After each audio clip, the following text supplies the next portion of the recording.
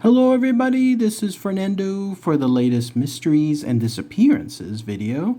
Alright, let's go ahead and let's continue the wonderful book Vanished, Mysterious Disappearances. Once again going into chapter 2. This time it'll be part 3, which will actually close this chapter, the theme being disappearing diplomats. So with this chapter, there's going to be one more part here showcasing a gentleman, someone who apparently has been known as the Ace of Spies, and he ended up disappearing off the face of the earth. And so in his case, it still remains unsolved. Interesting to see that at least with regards to this and some of the other cases, there's always the chance that something could come in terms of evidence that could finally link what happened to them. In fact, I was reminded of a story that I was just reading about in a Google News article that I think it was the other day or the day before. I'm going to have to recheck it again, but it has to do with the idea that some unsolved mystery finally got solved 30 plus years later, and it got solved. So there's always hope when it comes to these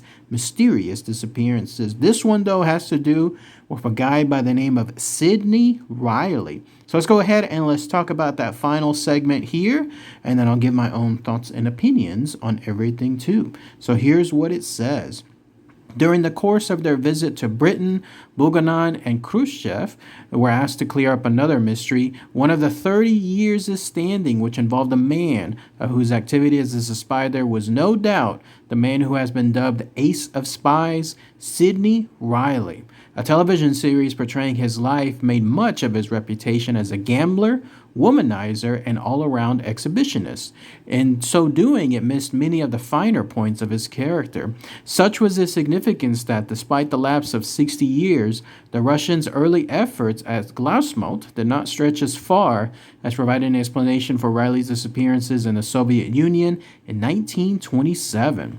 Sidney Riley was born a Jew, Georgy Rosenblum, near Odessa in the Ukraine in 1874. He later changed his name to Riley, arguing that it would assist him in his profession of spy because few people would ever trust anyone with a Jewish name, while the name of Riley was sufficiently Irish to suggest that he was anti-British. He took his first assignment on behalf of the British government in 1897. It was to ascertain whether the Russians had any objections to Britain drilling for oil in Persia. Ultimately, his diplomatic work in this respect was to lead to the foundation of the British Petroleum Empire. It is important to understand that Riley was never a member of the British Secret Intelligence Service. He began and ended his career as a freelance, although he made no secret of the fact that would he have loved to have taken on to the staff, as it were, as an official agent. The freelance arrangement suited the British admirably. They had working for them perhaps the finest spy of all time, yet their obligation to him and to his welfare was nil. As well as the finest spy of all time, Riley was the most shabbily treated by his employers. During his early years, he plied his trade in the guise of a peddler of patent medicines. As time went on, he plowed more and more of his own money into the support of his spying activities and ultimately beggared himself. He was a deeply sensitive man, cut to the quick when affection proffered and was not returned, or when a confidence trustingly shared was betrayed. In some ways, he was as much the tool of a woman as their seducer. Margaret, his first wife, remained a thorn in his side long after they had drifted apart. On one celebrated occasion in 1912, he offered her the then enormous sum of £10,000 to leave him alone. Much valuable espionage was performed by Riley in the years immediately prior to the First World War. As only he could, he managed to obtain an interest in the German shipbuilding concern Blohm and Voss. In this capacity, he was able to peruse all developments, designs, and modifications to the German fleet in its pre-war naval buildup. He dutifully passed on all this information to his masters in London, but it was the outbreak of the First World War itself which allowed Riley the leeway to indulge himself in the colorful exploits that were to create a legend. It is difficult during this period of Riley's activities to distinguish between fact or fiction, but at the most conservative estimates, his achievements were startling. On many occasions, he was dropped behind the German lines, not only masquerading as a German soldier, but at one time even enlisting in the ranks. He also met Kaiser Wilhelm and sat in on German high command briefings. Perhaps his most important coup during the war was his acquisition of the plans for the massive U-boat onslaught on British shipping in 1917, intelligence which proved crucial to the final outcome. Had Riley's career ended in 1918, there would have been enough to ensure his immortality, but there was destined to be another chapter, the final one, which would help to explain the enigma that was Sidney Riley. Riley's first love was Russia. During the course of his Persian assignment in 1897, his primary concern had been to safeguard Russian interests. It was because of his interest in Russia that he came eventually to be distrusted in Whitehall. Because of his uncanny knack of working so well with those upon whom he was spying, there were fears that he might from time to time be practicing as a double agent. Espionage is indeed an involved and complicated profession. In 1917, at a critical stage in the First World War, there occurred one of the momentous events of all time, or modern times at least, the Russian Revolution. Apart from the profound political and economic consequences for Europe, Lenin and the Bolsheviks have made it clear that they wanted no further part in the war. In the first of his two personal Russian campaigns, Riley was sent to Moscow by Lloyd George to try to persuade the Russians to maintain a second front, or in the event of a refusal, to overthrow the Bolsheviks by subversive means. In an effort to ascertain the state of play on the subject of participation in the war, Riley, upon his arrival in Moscow, went to the Kremlin, knocked on the front door, and asked if Lenin was in. He wasn't, and Riley promptly went underground with a view to organizing anti-Bolshevik elements. Displaying what was even for him immense energy and organizational ability, he created single-handedly a sound, practical model for the overthrow of Bolshevism, which he came to abhor as he witnessed more and more its appalling consequences on his beloved homeland. But all of his work came to nothing through a blunder by the French Secret Service. Cognizant of Riley's schemes, it accidentally told all to a French journalist who was also, it transpired, a member of the Communist Party.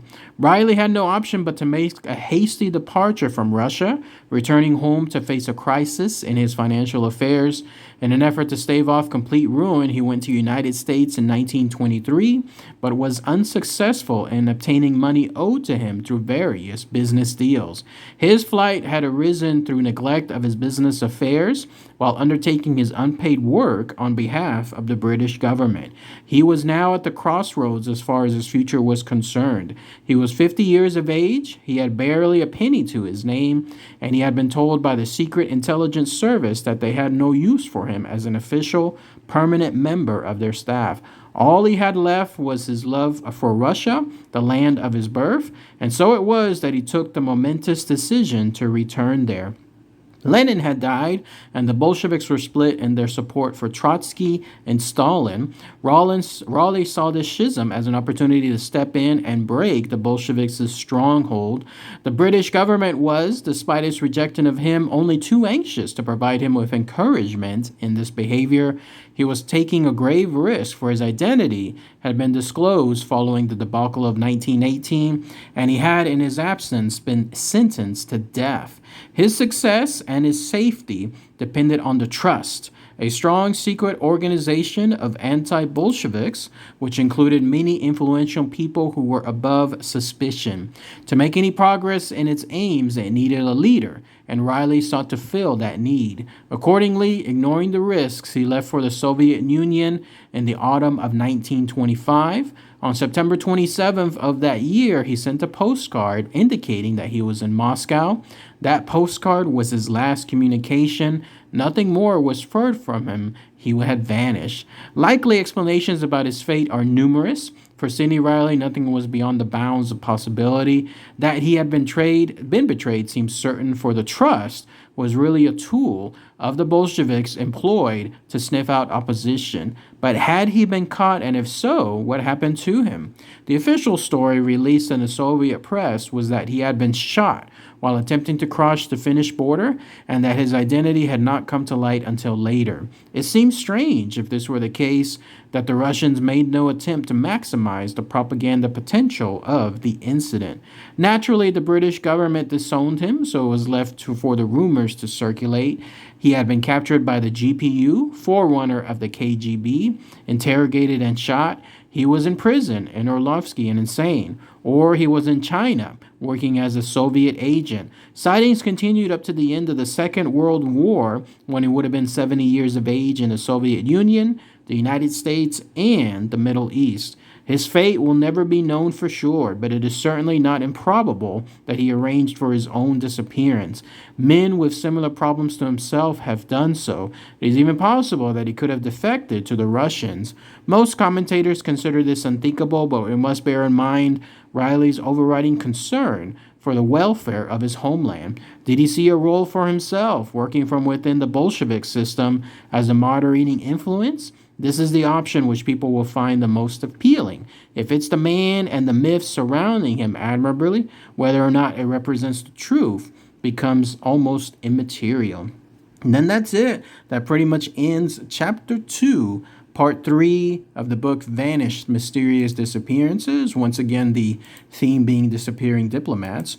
Let's go ahead and let's talk about that here. Wow, what a great ending to this chapter. Definitely a very intriguing guy here when it comes to Sidney Riley. I mean, somebody like this is almost like there's a Netflix series or some kind of Hulu series that's just begging to be made about him. So here you have a guy who I got the impression, based on him being a gambler, womanizer, exhibitionist, he is addicted to things. Like, to him, it's about the rush more than the results. And then once the results come, then he wants to continue that rush. That's the impression I got. That's why he, even though as the chapter detailed, was not getting paid by the British government, even though he was acting as a spy for them, not really like as a agent, like an official agent, as the chapter described, but instead more like freelance. Even though he wasn't getting paid, he was still doing it. That's pretty crazy, because as the chapter highlighted later on, whenever everything came down crashing upon him, he was 50 years old, didn't have a penny to his name,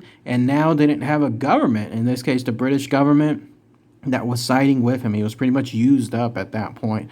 And then that, of course, led to his final rush, going back over to Russia. But unfortunately, when he thought that he was being set up in a way to both save himself and do something within the Russian government, I agree with what the chapter said about the trust. It's basically a ploy. It was done to bring out those who were considered traitors, and then obviously those traitors were dealt with in a very secret manner. There's no doubt in my mind that he was killed and that he was buried who knows where, if even that, and then that became the last of him. Again, vanished straight from the face of the earth. That whole espionage spy world seems just so strange to me. Like, I know there's people out there that do that, and I know that's their career, but my goodness, like, you could definitely have something bad happen to you or your family, those you love, and so on at any moment's notice. Why would anyone want something like that? Like, to basically be looking behind your shoulder at all times. You can't sleep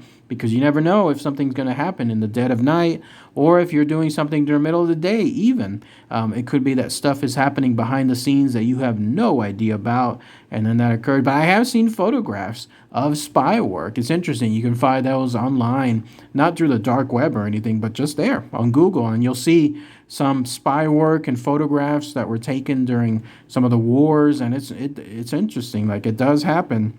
And so here's an example of this guy essentially doing that as well. But what a way to go. Ultimately, a man with nothing and a man betrayed by two governments, in this case, the British government and the Russians, and then just dying by himself and then being buried somewhere, if even that, for no one else to ever find them. Sad place to go. All right, everybody. Thanks again as always. Take care. Bye.